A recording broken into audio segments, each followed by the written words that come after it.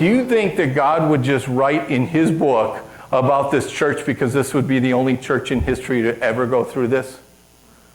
Or do you think he knew that many churches would go through it and this would be a good guide for the rest, right? So how does this translate to today? How do we look at this passages that we read and some of the scriptures we read this morning already, and how do we make that apply to today's church? And so why don't we just make it really easy, and why don't we just compare it to Trinity this morning? Okay? So let's think about that. Let's take a look at Trinity this morning. Let's say somebody was going to go and give a report on Trinity Church. I don't want everybody yelling out answers. Okay? But what kind of report do you think Trinity Church would get? Trinity Church established 2005. It's 18 years down the road here. A lot of great things have happened in this church and in this ministry. Do you think there would be a good report? See, I kind of think there's going to be a good report. I'm going to tell you there's going to be a good report from an outside perspective a year ago, making a decision. Do we feel called to this church? Do we feel led to this church? I know the size of the church. I know all of the things about the church. But the one thing that really drew me to this church was the report of the church. It's a healthy church, okay? And I've had my fair share of ministry where it's not healthy churches. And if the Lord wants me to be part of that, then the Lord wants me to be part of that. But the appealing part of Trinity Church was that there was a healthy report.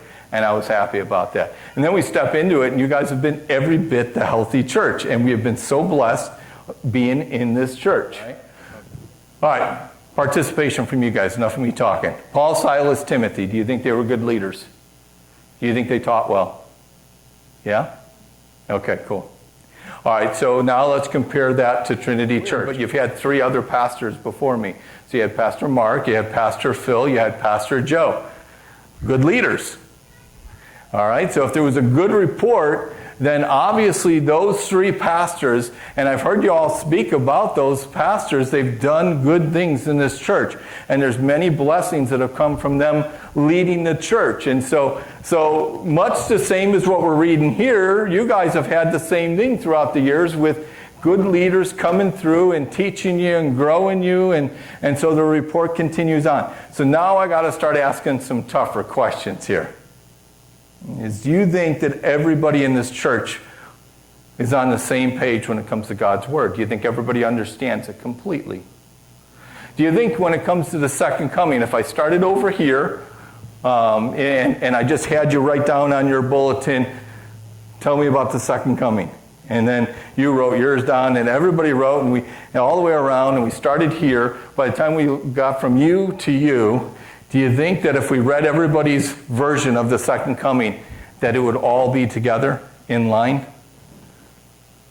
Or do you think it would be like that game where you whisper in someone's ear, and by the time it gets over here, it's like way messed up, right? Like somewhere along the line, somebody's going to think a little differently, is what I'm getting at. The same can be said then if I start over here and I go this way and say, when it comes to somebody living a life and then passing on, they breathe their last breath here, what happens to the body, what happens to the soul? Is God just done with them? Go. And you went around the room. There'll probably be some different answers as to what happens, right? Much the same as what they've had, right? And so, let me ask you, do you get surprised by persecution? Do you get surprised by affliction?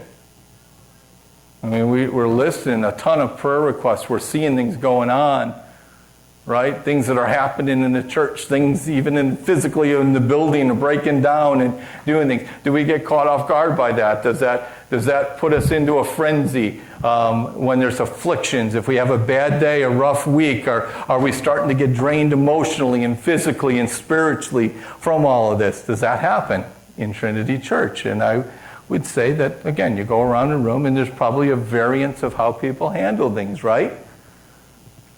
Do you think that there's a possibility that there's some that think, well, you know what, I just don't have, so there's those who do have, and so they'll give to the church, they'll take care of the church financially and physically, and I just won't. Is there a possibility? If not now, with those who may come into the church in the months ahead, is there a possibility that someone just might look back and say, hey, the church is somebody else's responsibility, not mine? I think that happens in churches, right? Do you understand fully the importance of raising up leaders and then sending them out? So let me ask you a question. If over the next 2 years we see tremendous growth from a number standpoint in the church, and we raise up leaders, we raise up more other pastors, we raise up other elders, we raise up other deacons in the church, and everything seems to be functioning well, and we're like, okay, now it's time to send them out. How would you feel? Would you be like, wait a minute, I thought we spent 2 years just trying to build this up and to build this church, and now you're going to send them where?